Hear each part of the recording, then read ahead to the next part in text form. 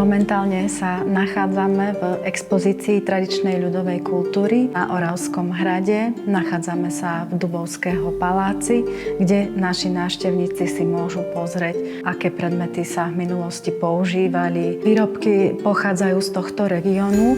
Človeka, ktorý spracovával surové kože, označovali v našom regióne ako garbiar. Tých, ktorí sa venovali šitiu kožušín, boli kožušníci alebo kušnieri.